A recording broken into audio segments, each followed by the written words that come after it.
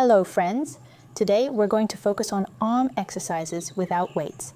Let's get started in the mermaid pose. Place your left bent leg in front and your right leg to the side. Open your arms wide. Start shaking the water from your fingers, warming up your wrists and palms. No need to clench your fists, keep them soft. Then make circular movements with your wrists in both directions, about 8 times in each direction. Now, keeping your shoulders relaxed, lift your arms up and then spread them to the sides. Do this movement several times. Lower your left palm to the floor. Turn your fingers away from you and draw your elbow towards your waist. The shoulder blade should rotate outward. Let's do some circular movements with your shoulder and shoulder blade, moving backward. Keep the left hand straight and lean on it. Make sure the rotation comes from your shoulder and keep your rib cage still.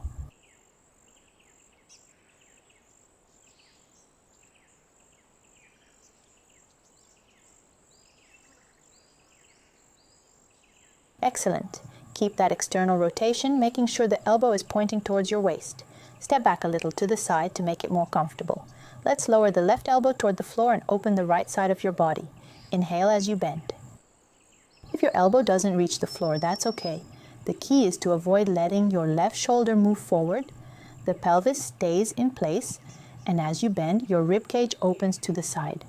Make sure you're not leaning forward. To avoid this, imagine your back and the back of your head are touching a wall and you're moving without getting further from it.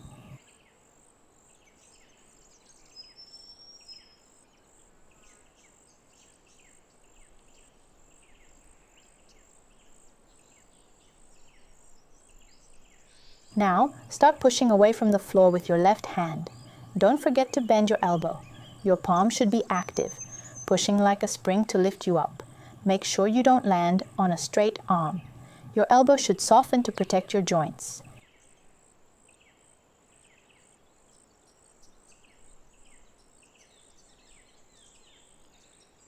Great job. Now let's switch sides. Place your right leg in front and your left leg to the side. Place your right hand on the floor and begin circular movements with your right shoulder and shoulder blade. We're doing about 10 circles backward.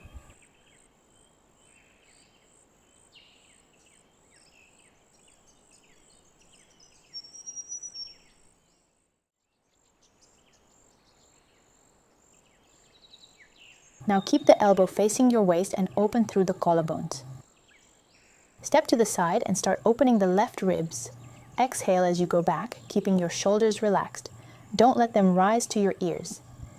Do about 8 smooth bends, feeling your ribs open more with each one. For greater rib expansion, direct your breath into the left ribs, pushing them outward from the inside.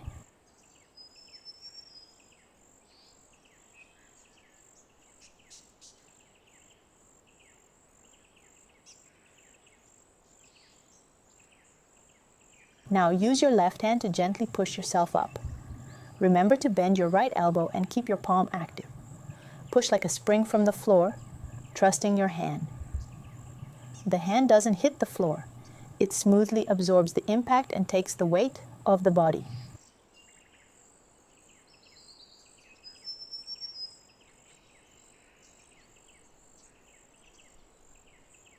Now let's turn onto our stomachs. Place your hands beside your chest, elbows pointing back. Lower your ribs slightly as if drawing them into your pants and direct your tailbone toward your heels. Keep your buttocks relaxed. The crown of your head should be facing forward. On your inhale, begin to lift your chest, but keep your front ribs on the floor. This is a gentle back bend. Push your hands forward as if you're trying to move the mat.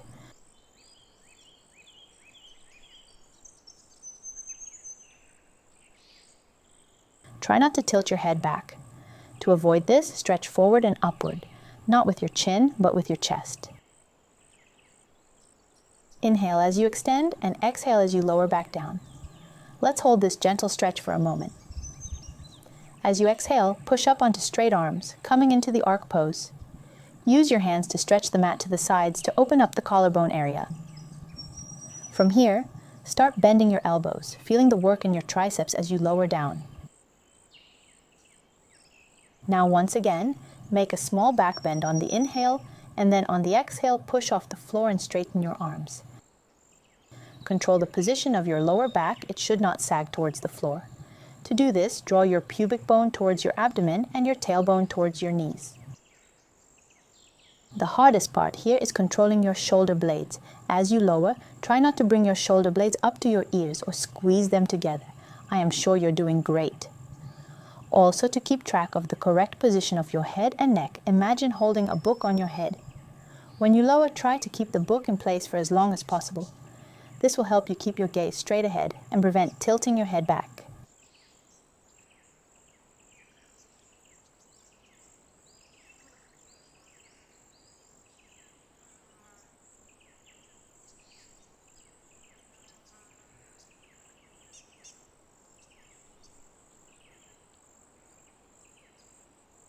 Let's go up again and push back into a resting position.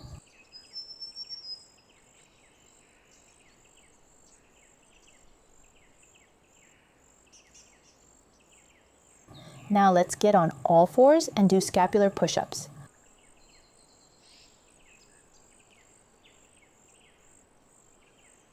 On straight arms, sink between your shoulder blades. The shoulder blades come together. Then push the area between your shoulder blades back up. Keep your back straight and your elbows extended. When sinking down, make sure your head and neck don't drop too far forward. Do about 8 repetitions.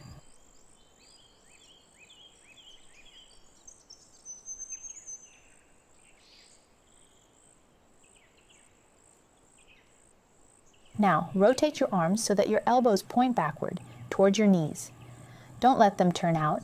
Start doing push-ups by bending your elbows backward. Keep your shoulder blades apart and feel the engagement in your armpits. Inhale as you go down, exhale as you push yourself back up.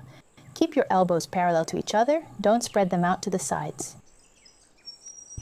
Keep the weight on your hands and make sure your pelvis stays aligned. If you shift your pelvis back, you'll lose the load on your hands.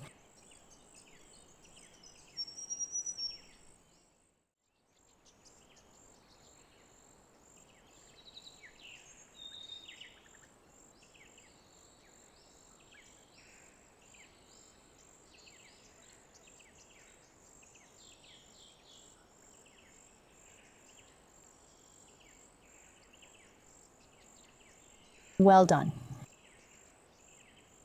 Let's rest for a moment.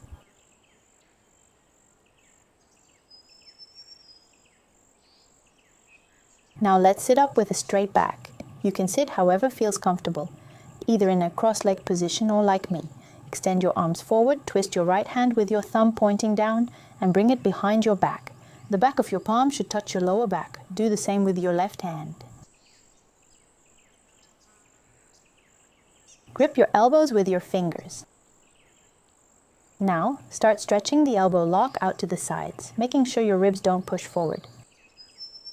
As you pull, feel the expansion in your collarbones.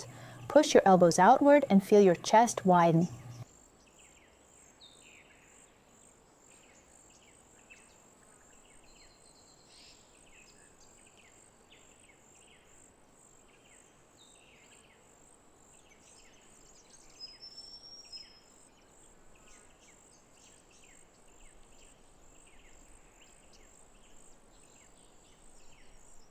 Now let's switch sides. The left hand will twist first, then the right grabbing the elbows again. Keep your spine tall and ribs in line. Repeat the opening of the elbow lock, pushing to the sides, and breathe deeply into your ribs.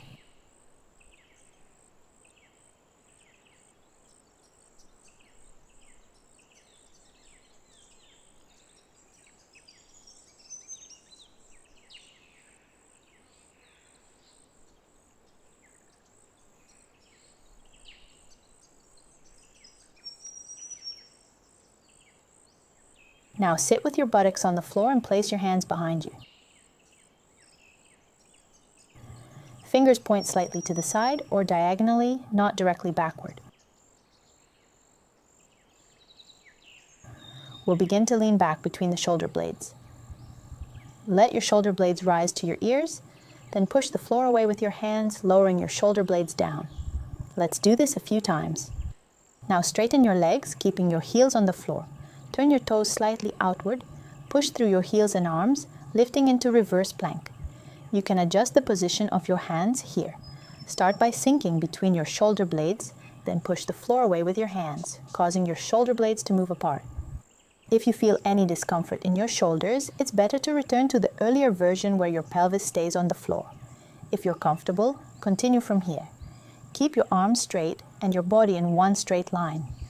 Your pelvis may dip slightly, but try to keep it tucked to engage your core and maintain control in your lower back. Push the floor away with your hands and feel the engagement in your armpits. Lift with the power of your legs, pressing your heels into the floor. Now keep your palms continuously pressing into the mat. Your shoulder blades stay down, and we lower and lift the pelvis. Here we also align the body in one straight line, keeping the pelvis tucked.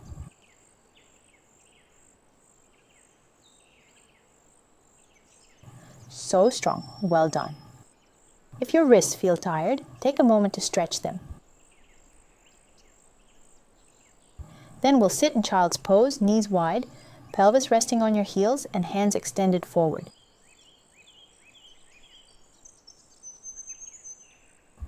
Now turn both hands outward, palms facing the ceiling, and rotate your shoulder bones as far as you can.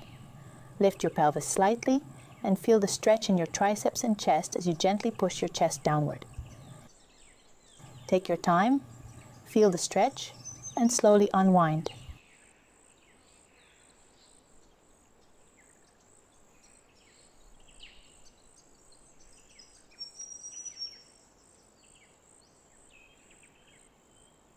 That's it for today, everyone. Thanks for joining me. See you next time.